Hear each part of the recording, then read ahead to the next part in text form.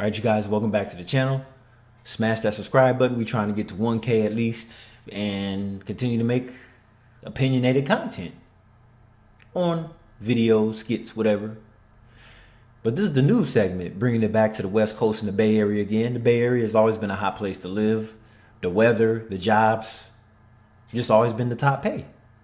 At least in the United States of America, you can get a good paying job in the Bay Area, but you have to sacrifice the cost of living. LA is so-so, but the traffic is just as bad. And the housing market in LA is just about caught up to the Bay Area. But thanks to the tech community, it's too expensive for them now. So let's see what kind of money you need to make to live in the Bay Area. From a real estate point of view, I'm talking about ownership, not rent. Rent is high too, still cheaper.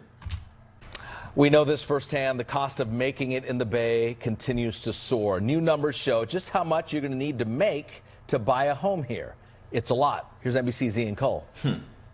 The cost of making it in the Bay is soaring. New data shows a big jump in the amount of money you need to buy a home in the Bay Area in just the past 5 years. The latest figures from Realtor.com show you need to make $263,000 a year to afford the median home price in the San Francisco and Oakland market.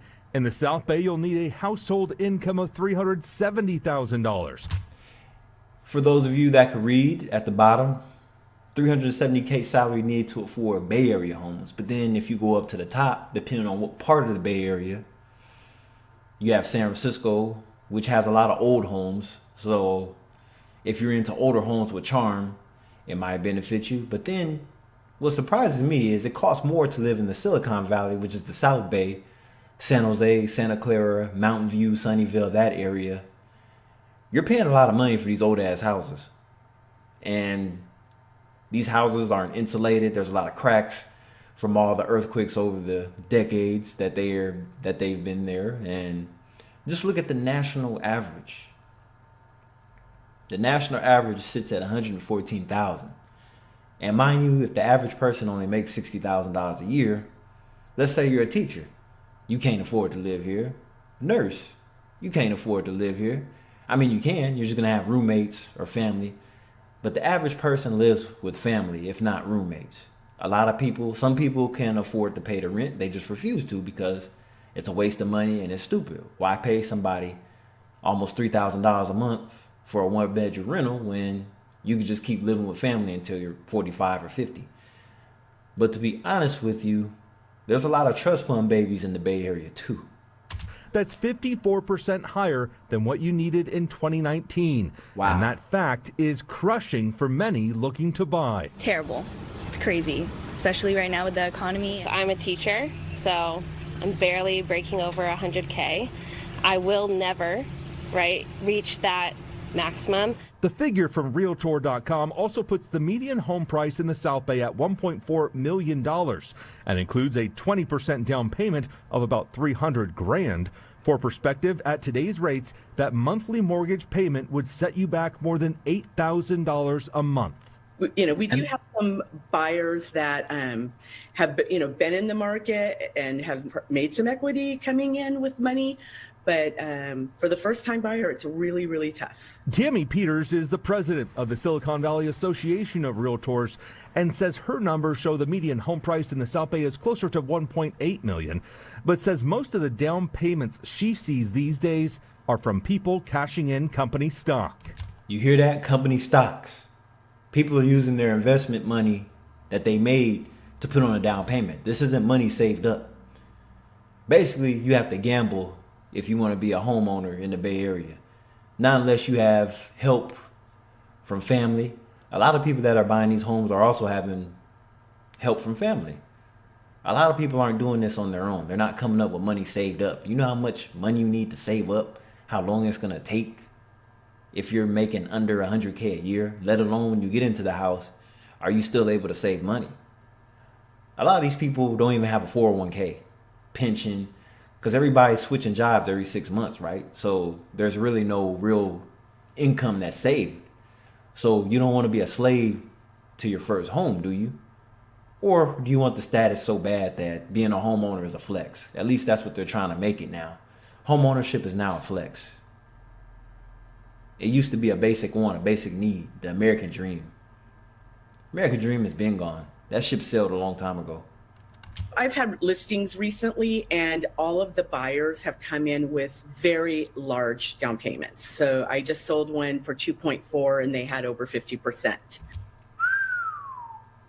Mind you, this is scammers' income. If you could afford $8K a month for a mortgage, you either a scammer or an organization. Let's just be real. So that's why a lot of people don't want to work anymore, because it's not going to amount to nothing. You working for peanuts when you have to pay all this money just for a decent house, even let alone a shack. For a 100-year-old small 2-bedroom house, you're paying almost $2 million. Versus when it was built in 1915, it was barely $2,000. She joined us from Sacramento, where realtors are meeting with legislators today. Peters says they're urging lawmakers to make it easier for developers to get home building permits so more housing can be built. The hope is more inventory would mean lower prices for those trying to make it in the Bay. Them damn luxury apartments. That's the new trend now. Luxury apartments with cheap ass vinyl floors and the office cabinets in the kitchen. That's the new trend now, being that a lot of people can't afford to have families no more. They just don't trust their jobs. And they're telling us not to buy new cars.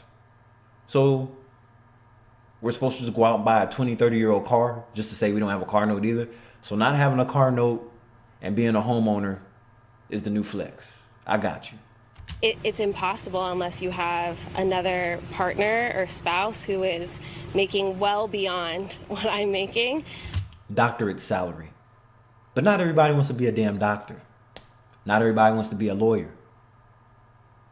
You have to be obsessed with something to be good at it. So no matter what your job title or career is, you're still going to need second or third income, whether it's investments from your partner, side business, side hustle, whatever.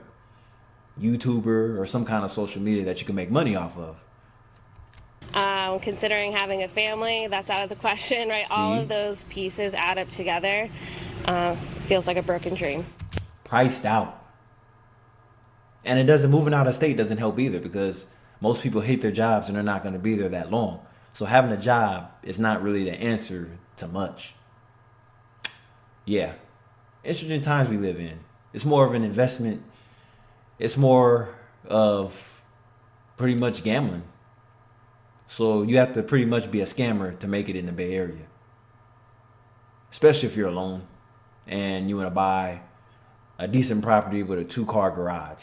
You're going to get bidded out because people are using cash to buy these houses, which are organizations, companies that are buying these houses. And then they'll rent them out. Crazy, right? Anyway, this is Kyler Vale. Don't forget to like the video, share it. Once again, this is Home in the Bay. Catch you.